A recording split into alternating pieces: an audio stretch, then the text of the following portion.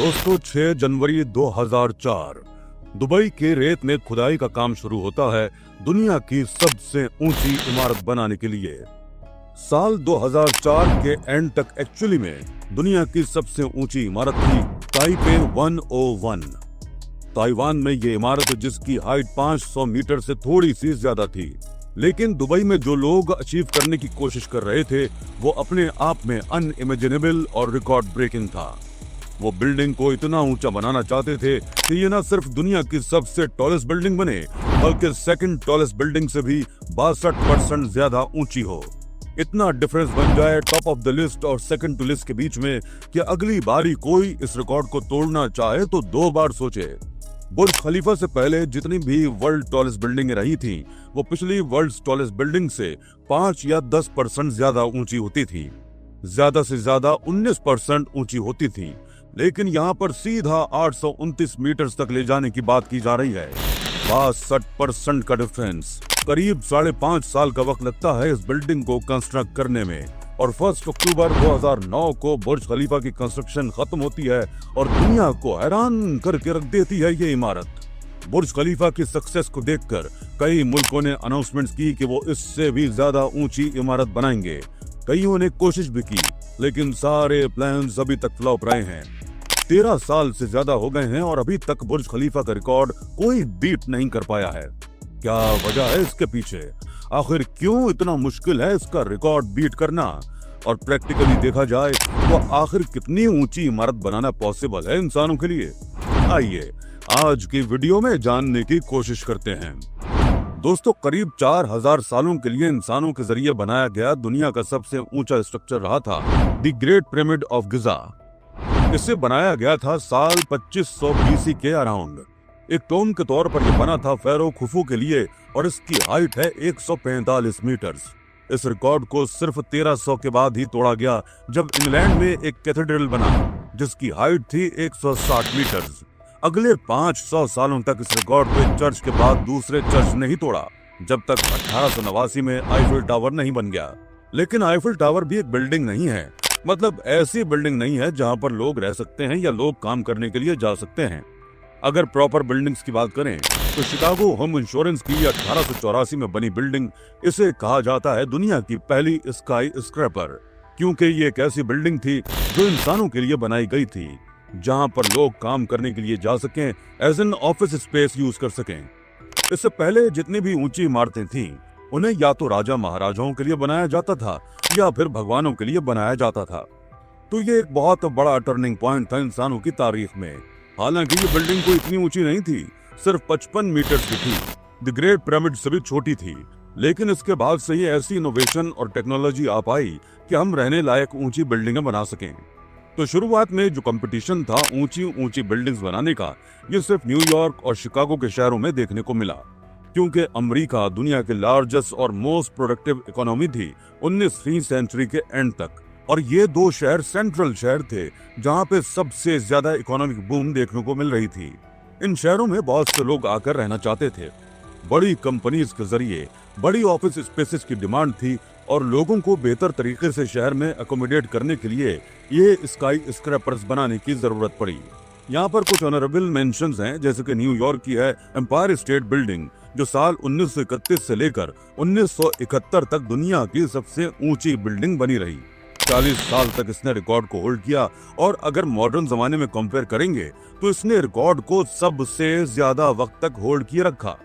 1971 में इसको बीट किया न्यूयॉर्क की एक और बिल्डिंग ने, जो कि थी the World Trade Center at 417 metres.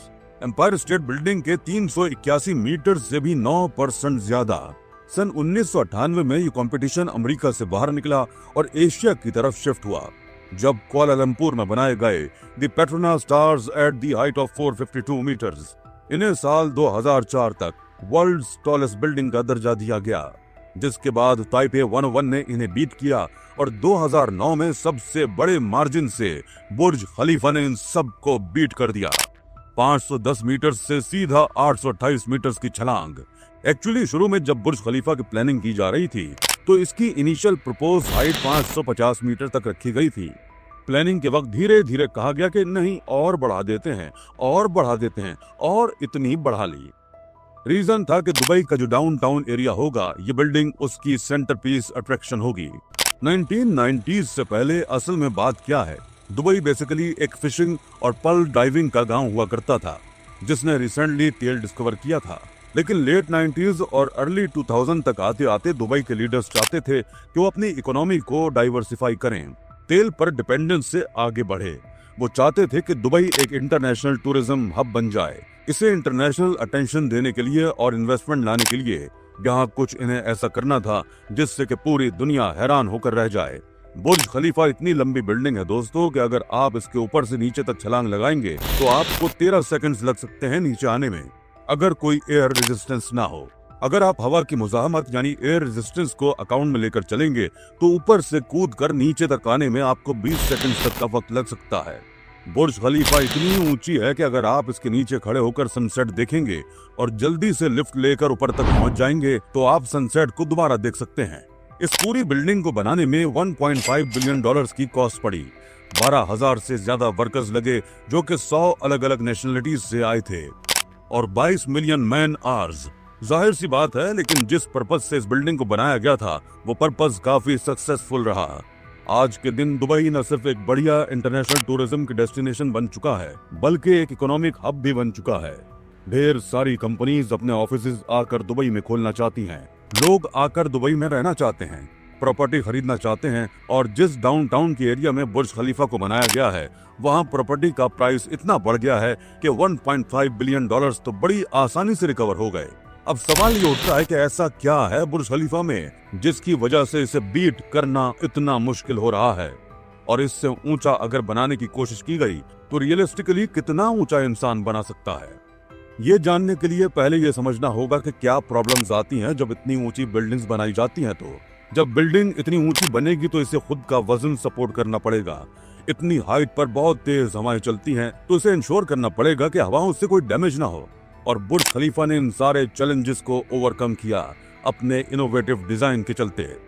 इसका डिजाइन अगर आप ऊपर से देखेंगे तो एक वाई शेप में है। एक ट्राइपॉड की तरह 3 विंग्स आ रहे हैं बिल्डिंग के, जिन्हें सपोर्ट किया गया है हेक्सागोनल कोर के साथ जो सेंटर में लगाया गया है। इस स्ट्रक्चरल सिस्टम को कहा जाता है बट्रेस कोर और इसे इन्वेंट किया गया था बुर्ज खलीफा के स्ट्रक्चरल इंजीनियर बिल बेकर के जरिए। इस स्ट्रक्चरल सिस्टम को पहली बार इस्तेमाल किया गया था साउथ कोरिया में। एक टावर पैलेस 3 बना था जिसकी हाइट 264 मीटर्स थी। इसकी सक्सेस के बाद आर्किटेक्ट्स ने रियलाइज किया कि एक्चुअली में अगर हम इस सिस्टम को इस्तेमाल करेंगे तो बहुत ऊंचा जा सकते हैं, और सिर्फ इसी की मदद से ही बुर्ज खलीफा इतना ऊंचा बन पाया। इतना ऊंचा कि इससे सेकंड टॉलेस्ट बिल्डिंग 300 मीटर छोटी थी और बुर्ज खलीफा सिर्फ दुनिया की दूसरी बिल्डिंग थी जिसमें इस बट्रेस कोर सिस्टम का इस्तेमाल किया गया। इसी सिस्टम की मदद से जो हवाएं बहती हैं, हवाओं का इम्पैक्ट कम किया जा सकता है। इसे आप कंपेयर कीजिए न्यूयॉर्क की नई रेजिडेंशियल बिल्डिंग से जो बहुत ऊंची बनाई गई है, सुपर टॉल की कैटेगरी में आती है, लेकिन उन्होंने इस बट्रेस कोर सिस्टम का इस्तेमाल नहीं किया। तो क्या करना पड़ रहा है इन बिल्डिंग्स में हवाओं से बचने के लिए? कुछ फ्लोर्स खाली छोड़ने पड़ रहे हैं जिससे कि हवा पास थ्रू कर सके, जैसे कि 432 पार्क एवेन्यू बिल्डिंग। इसके अलावा बुर्ज खलीफा की जो फाउंडेशन है उसके नीचे 192 कंक्रीट और स्टील कॉलम्स लगाए गए हैं। 50 मीटर नीचे तक जाते हैं वो जमीन में, लेकिन ऊपर की बिल्डिंग को बनाने के लिए कंक्रीट को ऊपर भी ट्रांसफर करना पड़ेगा, ले जाना पड़ेगा ऊपर तक। और ये करने के लिए दुनिया के लार्जेस्ट कंक्रीट पंप्स बनाए गए थे बुर्ज खलीफा को बनाने के लिए। बिल्डिंग के एक्सटीरियर की बात करें तो 1 लाख स्क्वायर मीटर से ज्यादा ग्लास इस्तेमाल किया गया बिल्डिंग के बाहर, जो कि आप फोटोज में देख ही सकते हैं। लेकिन इससे भी ज्यादा हैरान कर देने वाली बात यह है कि बुर्ज खलीफा के बाहर है दुनिया का लार्जेस्ट एलईडी स्क्रीन। सही सुना आपने, वर्ल्ड्स बिगेस्ट एलईडी स्क्रीन। यही वजह है जिसकी वजह से आप बुर्ज खलीफा के ऊपर लाइट शोज देख सकते हैं, रंग बिरंगे डिजाइन और पैटर्न्स देख सकते हैं, और तो और मूवी के ट्रेलर्स भी देख सकते हैं। हाल ही में पठान फिल्म के रिलीज होने से पहले शाहरुख खान बुर्ज खलीफा के सामने खड़े थे जब बुर्ज खलीफा के ऊपर पठान फिल्म का ट्रेलर दिखाया जा रहा था। ये कैसे पॉसिबल हो सकता है, पूरा का पूरा मूवी ट्रेलर यहाँ बिल्डिंग पर दिखाया जा रहा हो? शायद आपको लगे कि ये प्रोजेक्शन की जा रही है, प्रोजेक्टर के थ्रू बिल्डिंग पर प्रोजेक्ट किया जा रहा है ट्रेलर को, लेकिन ऐसा नहीं है। बिल्डिंग के ऊपर एलईडी लाइट्स लगाई गई हैं, जैसे कि आपके कंप्यूटर स्क्रीन और टीवी में छोटी छोटी एलईडी लाइट्स मौजूद होती हैं, और टोटल 1.2 मिलियन एलईडी लाइट्स इस बिल्डिंग पर लगाई गई हैं। पास से देखेंगे तो ये एलईडी लाइट्स ऐसे दिखती हैं, काफी बढ़िया है ये लाइट। लेकिन अगर आप दूर से देखेंगे इन 1.2 मिलियन एलईडी लाइट्स को तो ऐसा लगेगा कि आप टीवी स्क्रीन देख रहे हैं। पूरे के पूरे वीडियोस प्ले किए जा सकते हैं इस बिल्डिंग के ऊपर इसी रीजन की वजह से। और एक सवाल आपके दिमाग में आएगा कि जब ऐसा किया जाता है, जो लोग बुर्ज खलीफा के अंदर रह रहे हैं, होटलों में रह रहे हैं, घरों में रिहाइश पजीर हैं, उनके लिए प्रॉब्लम नहीं होगी? उन्हें अपने शीशे पे हमेशा कोई फिल्म चलती हुई दिखती रहेगी या लाइटें दिखती रहेंगी? इसका जवाब है दोस्तों, नहीं। अगली बार जब आप बुर्ज खलीफा पर जाएं, लाइट शो के दौरान थोड़ा और पास से देखिएगा। जो ये लाइटें हैं, ये पूरी बिल्डिंग पर स्प्रेड आउट होकर नहीं लगी हुई हैं, ये सिर्फ फ्रेम्स पर लगी हुई हैं और उतना ही काफी है। जब आप इसे दूर से देखते हैं, ऐसा लगेगा कि वीडियो चल रही हो। इतनी ऊंची बिल्डिंगों में एक और प्रॉब्लम रहती है दोस्तों। मान लीजिए कि अगर आप 168 फ्लोर पर रहते हैं बुर्ज खलीफा के और आग लग जाती है बिल्डिंग में, तो क्या आप सीढ़ियों से 160 फ्लोर्स नीचे उतरेंगे? ऐसे ही सिनेरियोज के लिए, इमरजेंसी के केसेस के लिए बिल्डिंग में हर 25 फ्लोर के बाद pressurised air condition refuge areas हैं। इसके अलावा इस शेयर केसेस को फायर प्रूफ कंक्रीट के साथ बनाया गया है ताकि आग फैले ना। अब देखते हैं दोस्तों, आने वाले टाइम में ऐसी कौन सी बिल्डिंगें हैं जो बुर्ज खलीफा से भी ज्यादा ऊंची बन सकती हैं। यहाँ एक इंटरेस्टिंग चीज नोट करने वाली है कि पिछले 12 सालों में हालांकि कोई बिल्डिंग बुर्ज खलीफा को बीट नहीं कर पाई, लेकिन फिर भी जो 20 टॉलेस्ट बिल्डिंग्स हैं आज के दिन, उनमें से 17 ऐसी हैं जो बुर्ज खलीफा के बाद बनाई गई हैं। जैसे कि 679 मीटर्स पर मेडेयर का कुआलालंपुर 118 की बिल्डिंग है। मिड 2023 में ऑफिशियली दुनिया की सेकंड टॉलेस्ट बिल्डिंग बन चुकी है। अच्छी कोशिश है, लेकिन 679 मीटर्स 828 मीटर से अभी बहुत दूर है। लेकिन कई ऐसी बिल्डिंगें हैं जो प्लान की गई हैं कि बुर्ज खलीफा से ऊंची होंगी। इनमें से कम 2 ऐसी बिल्डिंग्स हैं जो ऑलरेडी बननी शुरू हो चुकी हैं। पहली है सऊदी अरबिया की जद्दा टावर। अगर ये प्लान के हिसाब से कंस्ट्रक्ट की जाएगी तो ये पहली बिल्डिंग होगी 1 किलोमीटर की हाइट क्रॉस करने वाली। इसका डिजाइन बुर्ज खलीफा से काफी सिमिलर है, क्योंकि दोनों बिल्डिंग्स का आर्किटेक्ट सेम है, एड्रियन स्मिथ। एक बार फिर से एड्रियन स्मिथ ने वही शेप डिजाइन को फॉलो किया है ताकि स्ट्रक्चरल इंटीग्रिटी आ सके। एक बार फिर से इस बिल्डिंग को बनाने के पीछे पर्पस है सऊदी अरबिया की इकोनॉमी को डाइवर्सिफाई करना, ताकि वो सिर्फ तेल पर ना रिलाई करे। और बुर्ज खलीफा की तरह ही बिल्डिंग को इस्तेमाल किया जाएगा एक नया डिस्ट्रिक्ट बनाने के लिए, जद्दा इकोनॉमिक सिटी। इस बिल्डिंग की कंस्ट्रक्शन साल 2013 में शुरू हुई थी और करीब 1/4 के अराउंड टावर कंस्ट्रक्ट हो चुका था। लेकिन अनफॉर्चुनेटली 2018 में इस कंस्ट्रक्शन को रोक दिया गया और 2017 और 19 के बीच में सऊदी अरबिया में करप्शन के केसेस सामने आने पर जो मेजर इन्वेस्टर्स इस प्रोजेक्ट में इन्वेस्ट करने वाले थे, उन्हें अरेस्ट कर लिया गया। और फिर पेंडेमिक कोविड-19 आ गया और अब जनवरी 2025 में इसकी तामीर दोबारा से शुरू हो गई है। एक दूसरा प्रोजेक्ट भी है यहाँ पर जिसका बहुत हाई पोटेंशियल है, जो दुबई के अंदर ही है, जो कि है Dubai creek tower. Spanish architect के जरिए डिजाइन किया गया ये क्रीक टावर एक बड़ा ऑब्जर्वेशन टावर होगा दुबई का। इसे साल 2016 और 18 के बीच में प्लान किया गया था और फाउंडेशंस ऑलरेडी ली जा चुकी हैं, लेकिन इस पर अभी कंस्ट्रक्शन का काम रुका हुआ है। ओरिजिनली प्लान किया गया था कि 2020 के एक्सपो में इसकी इनॉग्रेशन की जाएगी, लेकिन ऐसा हुआ नहीं। इस टावर की एग्जैक्ट हाइट कितनी होगी ये अभी तक रिवील नहीं किया गया है, लेकिन माना जाता है कि 838 मीटर और 1300 मीटर के बीच में हो सकती है। हो सकता है हाइट के मामले में ये टावर जद्दा टावर को बीट कर दे, लेकिन टॉलेस्ट बिल्डिंग की कैटेगरी में ये टावर नहीं फिट बैठेगा, क्योंकि प्लान यही है कि यहाँ पर रहने की और ऑफिसेज की कोई जगह नहीं होगी। इसे बस एक ऑब्जर्वेशन डेक की तरह प्लान किया जा रहा है, जैसे कि आईफल टावर है। तो ये दोनों नहीं तो और कौन सी बिल्डिंग हो सकती है आने वाले फ्यूचर में जो बुर्ज खलीफा को बीट कर सकती है? अब ये सवाल थोड़ा सा इमेजिनरी बन जाता है, क्योंकि बाकी जो प्लान प्रोजेक्ट्स हैं उनकी प्लानिंग की गई है, अनाउंसमेंट की गई है, लेकिन ज्यादा काम उन पर शुरू हुआ नहीं है। जैसे कि कुवैत के मुल्क में प्लान किया गया मुबारक अल कबीर टावर। इसे पहली बार साल 2007 में प्रपोज किया गया था और इसकी हाइट उन्होंने प्रपोज की थी 1001 मीटर तक। इसका ओवरऑल डिजाइन एक बार फिर से बुर्ज खलीफा के डिजाइन से काफी मिलता जुलता है, लेकिन इस पर कोई कंस्ट्रक्शन शुरू नहीं हुई है, तो कोई नहीं जानता कि एक्चुअली में ये कब बन के तैयार होंगे। ये सिर्फ एक प्रपोज प्लान है। ये प्लान अगर आपको कमाल का लग रहा है तो इससे भी ज्यादा अजीबोगरीब प्लान है the sky mile tower Tokyo में। एक 1.7 किलोमीटर ऊंची बिल्डिंग जिसमें 5 लाख लोग रह सकें। फोटोज देखिए इस प्रपोज बिल्डिंग की। इसकी भी ओवरऑल शेप काफी मिलती जुलती है बुर्ज खलीफा से। लेकिन अगर इतनी ऊंचाई तक किसी टावर को लेकर जाना है तो हवा को कंट्रोल करना बहुत ही मुश्किल हो जाता है, और इसी रीजन से इस प्रपोज डिजाइन में इतने बड़े बड़े गैप्स छोड़े गए हैं ताकि हवा बीचों बीच फ्लो कर सके। इस बिल्डिंग के प्रॉपर वर्टिकल स्लाइस हैं और ये प्रोजेक्ट एक विजनरी मेगासिटी प्रोजेक्ट में इंक्लूडेड है। उसका नाम होगा नेक्स्ट टोक्यो। तो टोक्यो शहर के पास एक नेक्स्ट टोक्यो बनाने की कोशिश की जाएगी जापानीज हुकूमत के जरिए। अभी तक ये प्लान पूरा थियोरेटिकल है, कंस्ट्रक्शन शुरू नहीं हुई है, लेकिन अगर होती है तो एस्टिमेट किया जाता है 2045 में जाकर ये कंप्लीट होगा। तो मोटे मोटे तौर पर देखा जाए तो इसका बहुत कम चांस है कि अगले 25 सालों में भी कोई ऐसी बिल्डिंग बनेगी जो बुर्ज खलीफा के डिजाइन को बीट कर पाए, क्योंकि ये बहुत ही इनोवेटिव डिजाइन है। वैसे भी पिछले 10 सालों में 800 मीटर से ऊंची बिल्डिंग बनाने के कई प्रोजेक्ट्स हैं जो प्लान किए गए थे, लेकिन बाद में उन्हें कैंसिल करना पड़ा। जैसे कि अजरबैजान के मुल्क में साल 2012 में 1 किलोमीटर लंबी बिल्डिंग का प्लान किया गया था, कैंसिल हो गया। 2013 में चाइना में 838 मीटर बुलंद स्काई सिटी स्क्रैपर बनाने का प्लान किया गया था, गवर्नमेंट अप्रूवल नहीं मिली। एनवायरमेंटल कंसर्न्स की वजह से इस प्रोजेक्ट को भी कैंसिल कर दिया गया 2016 में। अब टोक्यो के स्काई माइल टावर से आगे के जो प्लान है, उससे भी ऊंचा बनाने का जो प्लान है, वो इतने इमेजिनरी हैं कि वो साइंस फिक्शन की कैटेगरी में आते हैं। जैसे कि टोक्यो में एक्सीड 4000 बिल्डिंग का प्लान, ये एक विजनरी प्रोजेक्ट है टोक्यो में इतनी ऊंची इमारत बनाने का, जो इमारत 4 किलोमीटर ऊंची होगी, माउंट फूजी की हाइट से भी ऊंची होगी। 1 मिलियन लोग इसमें रह सकेंगे। दिखने में ये ऐसी दिखेगी, खुद ही में ये पहाड़ी जैसी। इसको 1995 में प्लान किया गया था, लेकिन ये सिर्फ एक प्लान ही है जिस पर कोई काम नहीं हुआ है। ऐसे ही एक प्लान है स्पेस एलिवेटर बनाने का। केबल का इस्तेमाल करके हम इतना ऊंचा स्ट्रक्चर बनाएं कि वो धरती से बाहर स्पेस में निकल जाए और उसकी मदद से हम अर्थ से स्पेस में ट्रांसपोर्ट कर पाएं आसानी से।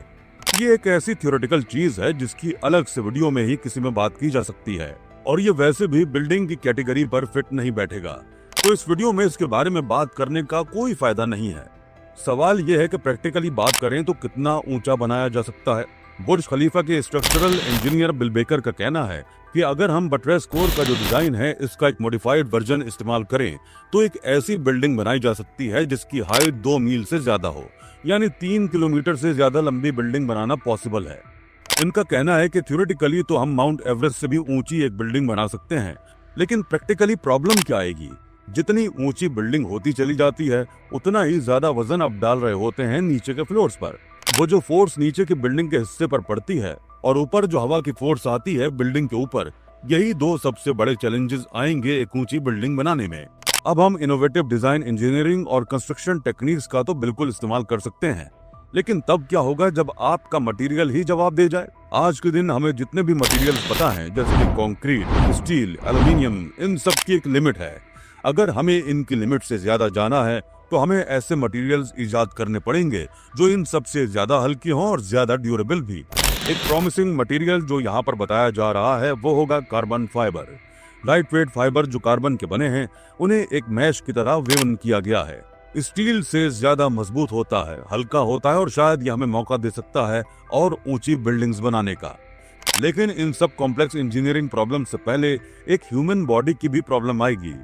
जैसे ही बिल्डिंग 1.5 किलोमीटर से 3 किलोमीटर का मार्क क्रॉस करेगी, एल्टीट्यूड इतना ज्यादा हाई हो जाएगा कि वहां पर एयर प्रेशर में डिफरेंसेस हो जाएंगे। आप कभी लद्दाख गए हो तो आपने नोटिस किया होगा कि कैसे पहले 1-2 दिन वहां पर उल्टी आने लग जाती है, डिजीनेस होती है, क्योंकि आपकी बॉडी को क्लाइमेटाइज करना पड़ता है। इतनी हाइट पर जो ऑक्सीजन की कमी होती है हवा में, उसके लिए किसी पहाड़ी पर चढ़ते चढ़ते तो ये धीरे धीरे किया जा सकता है, लेकिन अगर एक इतनी ऊंची बिल्डिंग बना ली हमने जो 2 किलोमीटर लंबी है, उसमें हम इंस्टेंटली एलिवेटर में बैठ के नीचे से ऊपर जाएंगे तो सेम प्रॉब्लम्स हमारी बॉडी फेस करेगी, अनलेस उस बिल्डिंग के अंदर आप एयर प्रेशर कंट्रोल करें, और ऐसा करना बहुत महंगा पड़ेगा पहली चीज तो। और इसका मतलब दूसरी चीज ये होगी कि आप बैल्कनीज नहीं बना सकते इतने हाई फ्लोर्स पर।